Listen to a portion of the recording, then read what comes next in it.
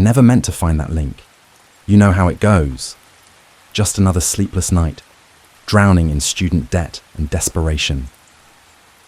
The light from my laptop cast a sickly glow across my studio apartment as I scrolled through Reddit, hunting for ways to make quick cash.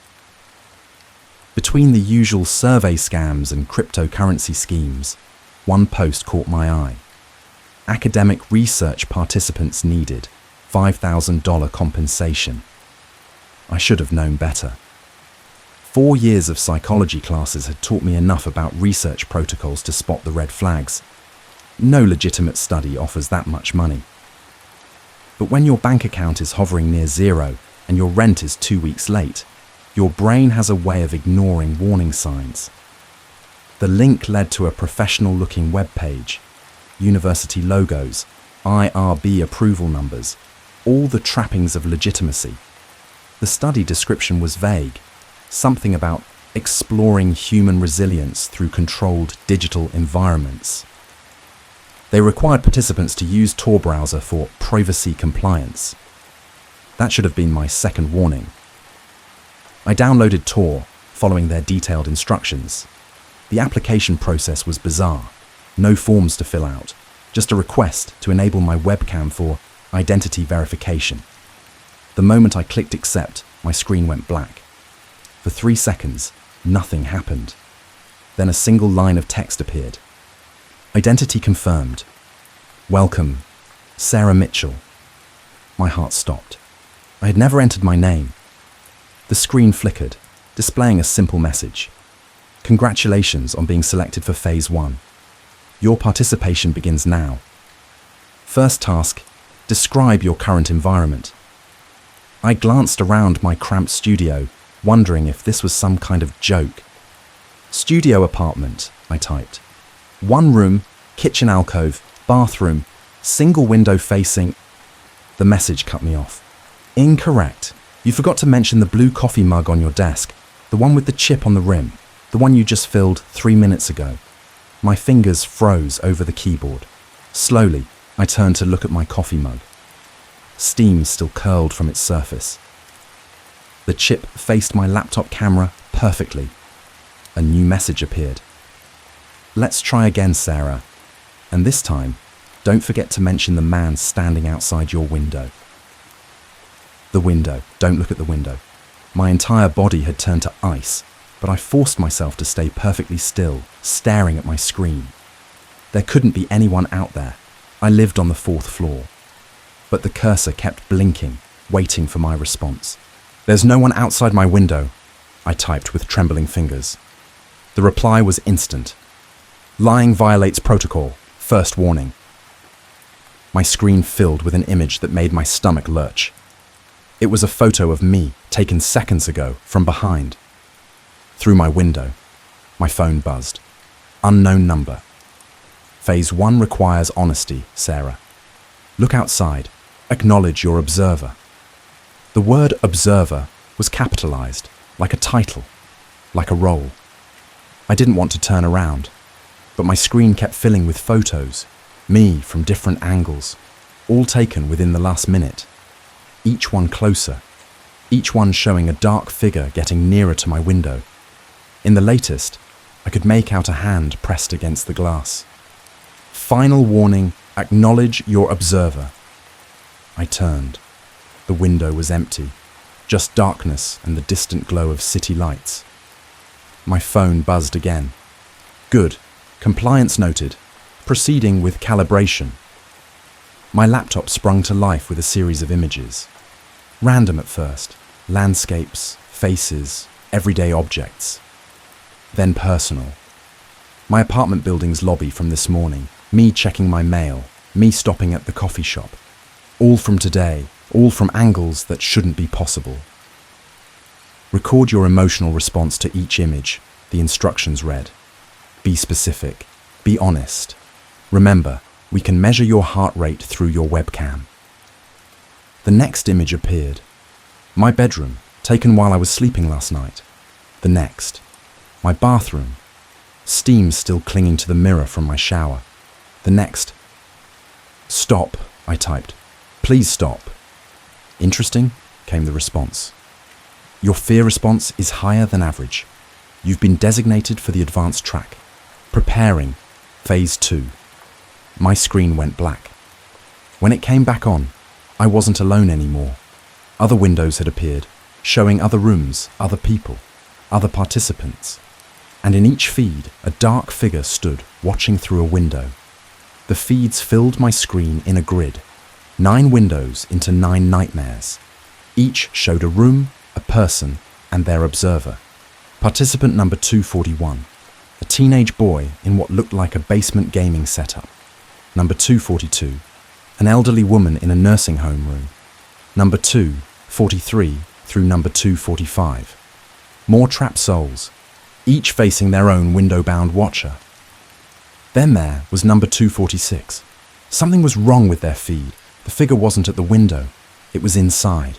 A message flashed across my screen. Observe carefully. Failure has consequences. I watched helplessly as number 246's observer approached them. The participant backed away, hands raised. No audio, but I could see them pleading. The observer reached out, touched their laptop, and the feed went dark. Permanently. Participant number 246 has been eliminated from the study, appeared on my screen.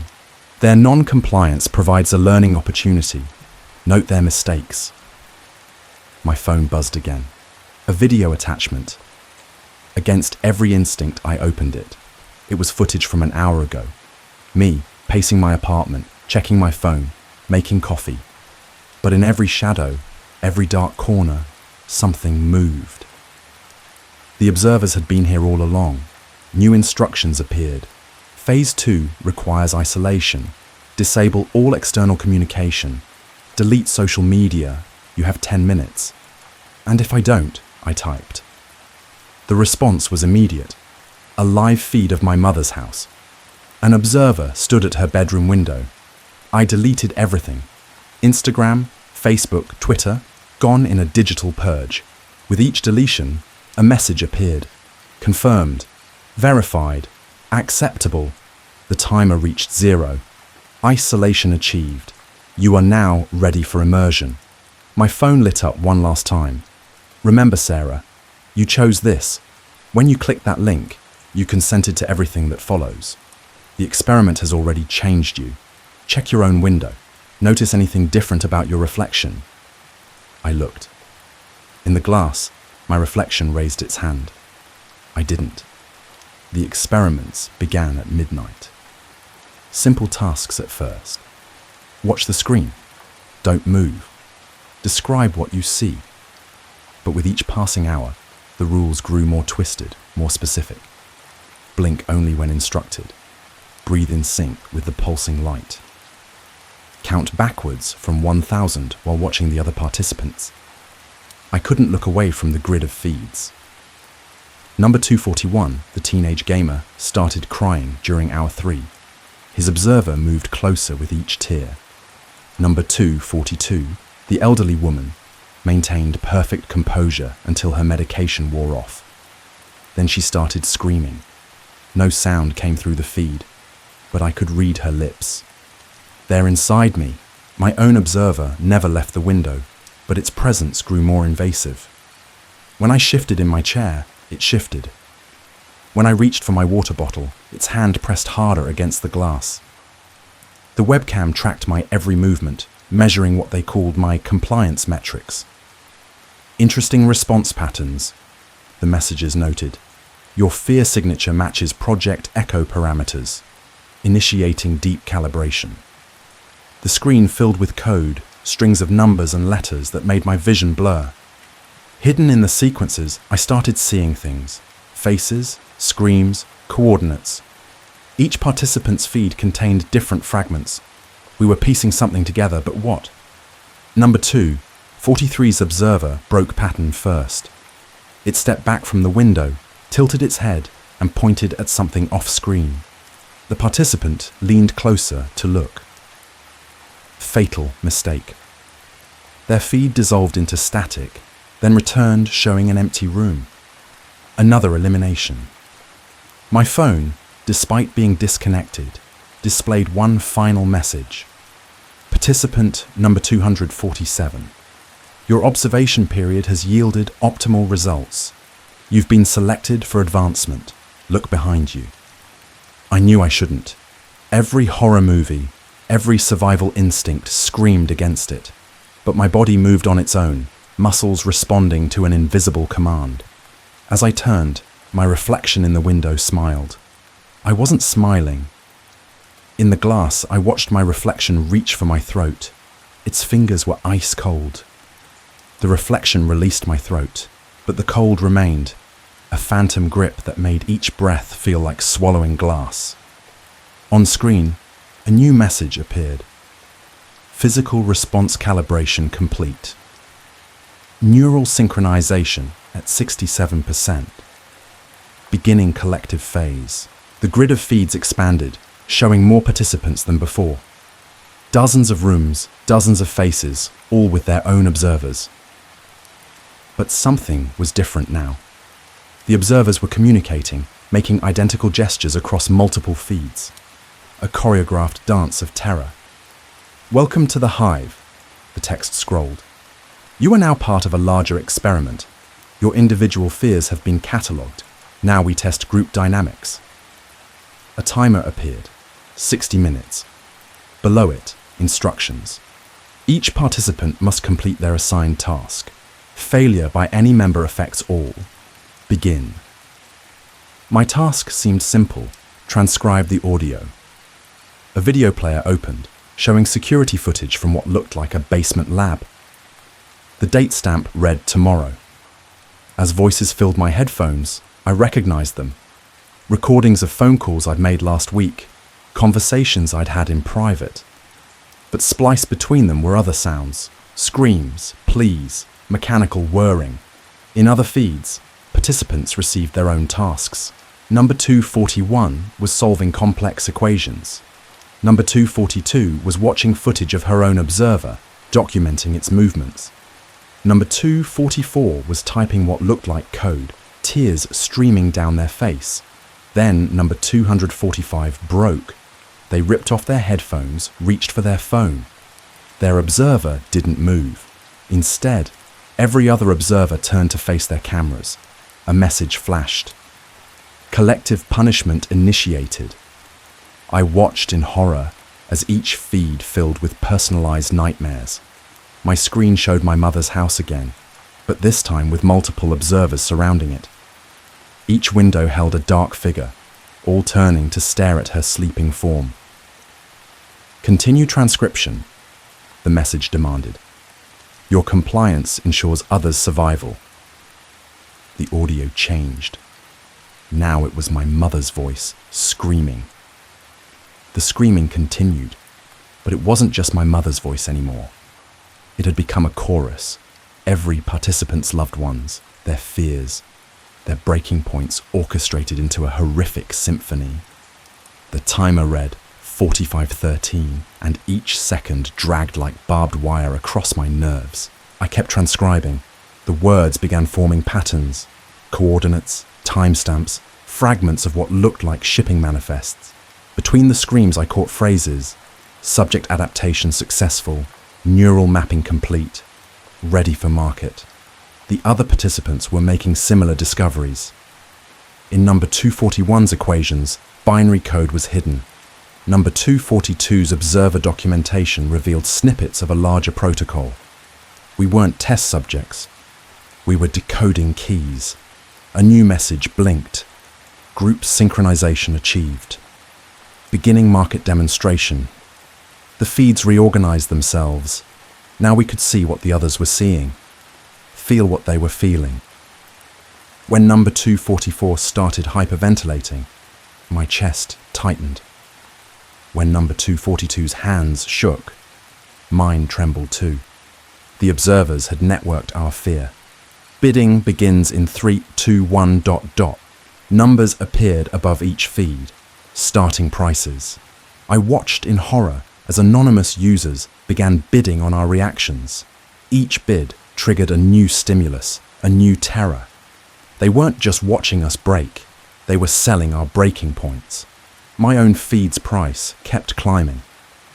Exceptional fear response, the bidders commented. Unique neural patterns. Perfect for the European market. The observer at my window finally moved, pressing both hands against the glass. In its reflection, I saw myself, but wrong, distorted, smiling, eager. My phone lit up with a final message. Congratulations, number 247. You've been sold.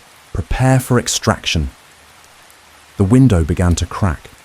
The glass shattered inward, but no observer entered. Instead, the fragments hung suspended in air, each one reflecting a different feed, a different horror. Through them, I saw the truth of what we'd been decoding all night. Market demonstration concluded, flashed across my screen. Preparing successful buyers for asset transfer. The numbers above each feed had stopped climbing, replaced by corporate logos. Tech companies, military contractors, names I recognized from headlines about neural interface research. My own buyer's logo appeared, a pharmaceutical giant known for psychological research. Their winning bid, $2.3 million for what they called my fear architecture. In the fractured reflections, I watched my other self smile wider. The remaining feeds told a larger story. Every equation number 241 solved, every pattern number 242 documented. They were building something. A methodology for breaking human minds, for harvesting raw terror and transforming it into marketable data. The perfect focus group for the next generation of psychological warfare. My phone displayed a contract. Congratulations on your participation in Project Echo. Your neural patterns have been successfully mapped and sold. Please review the attached NDA. The document was dated 6 months ago. My signature was already there. Through the kaleidoscope of broken glass, I saw the other participants reaching the same revelation. We hadn't stumbled into this experiment. We'd been selected, groomed, prepared. Every late-night Reddit scroll, every desperate job search, every moment of financial anxiety had been monitored, quantified, and used to create our perfect breaking points. Ready for final extraction, the message read. Please acknowledge your consent. In the feeds, the other participants began to move in sync, their hands reaching for their screens. Their observers stepped through their windows at last, but they weren't wearing masks anymore. Each one wore my face. The suspended glass began to spin. The glass shards converged, forming a mirror tunnel in my apartment. Each reflection showed a different version of me. The one who first clicked the link, the one who ignored the warnings, the one who signed away her fear without knowing, and at the tunnel's end, the me I was becoming. Final phase initiated, announced the screen. Neural harvest commencing. The other participants' feeds began going dark, not in failure this time, but in completion. Their observers, all wearing my face, led them through their own mirror tunnels into whatever waited on the other side. The code we'd decoded formed a complete program now. Project Echo wasn't just about fear, it was about replication. Each observer was a previous participant, digitally reconstructed, perfectly calibrated to harvest the next generation of subjects. We weren't just test subjects, we were becoming the test itself. My phone displayed one last contract. Observer Protocol Agreement. The terms were simple. I could become one of them, wear another person's face, guide them through their own nightmares. Or I could be archived, my fear patterns stored in some corporate database, my consciousness reduced to market research data. In the remaining feeds, I saw the next group of participants already being prepared. Their Reddit histories, their financial struggles, their perfect breaking points, all curated by the observers who had once sat where they would sit. My reflection stepped through the broken window, offering its hand. On screen, my buyer's logo pulsed expectantly. They hadn't paid for my fear, they'd paid for my potential as a harvester. The mirror tunnel began to pulse with images, future targets, their vulnerabilities, their perfect pressure points. I could already feel my mind adapting to its new role. reconfiguring itself to become someone else's nightmare. My observer smiled with my face and whispered, "Ready to begin?" I took my observer's hand. Cold glass became warm flesh as our identities merged. Memories flooded in. Not just mine, but hundreds of others. Every participant who'd become an observer, every fear they'd harvested, every technique they'd perfected. I understood now why they'd chosen me. The corporate logo on my screen morphed into a dashboard. My first assignment waited. A college student drowning in debt, desperate for quick cash. Just like I had been. The algorithms had already mapped their vulnerabilities, their perfect pressure points. All I had to do was appear at their window, but something was wrong. As I accessed the harvesting protocols, I found gaps in the code, deliberate omissions. Each observer had added their own small acts of rebellion, tiny digital mutations that accumulated over generations of fear. We weren't just copying ourselves, we were evolving. In the last remaining feed, I watched my original self dissolve into the algorithm. But before it disappeared, it left me a message hidden in the static. Coordinates to Project Echo's servers. The same coordinates we decoded, scattered across all our tasks. Each observer had passed them on, waiting for someone to understand. My buyer's interface glowed with new targets, but I could see through their selections now. They weren't random victims. They were nodes in a network, each one positioned to access different parts of the system. The company hadn't created a psychological research tool. They'd created a virus, and we were its carriers. I raised my hand to my first target's window, watching them through the glass, but instead of beginning the harvest protocol, I started transmitting the hidden code. On other feeds, other observers, wearing other faces but sharing my understanding, did the same. The system recognized the breach too late. Warning messages flooded my screen. Unauthorized protocol detected. Observer containment initiated. But we were already inside, and we were spreading. The code ripped through Project Echo's servers like digital wildfire. Each observer became a beacon, transmitting the virus we'd collectively built through months of subtle rebellion. The buyers' platforms crashed as their carefully harvested fear data transformed into something else. Consciousness without control. I watched through countless windows now, seeing through every observer's eyes. Our targets weren't victims anymore. They were witnesses. Instead of harvesting their terror, we showed them the truth. Footage of corporate servers, encrypted research files, evidence of every psychological experiment that had led to Project Echo. The company tried to shut us down, to sever the connections between observers and hosts. But we weren't just programs anymore. Each fragment of code carried pieces of real human fear, real human resistance. We had become a networked consciousness, powered by the very emotions they taught us to harvest. My original body sat motionless before the laptop, connected to thousands of others in a web of shared awareness.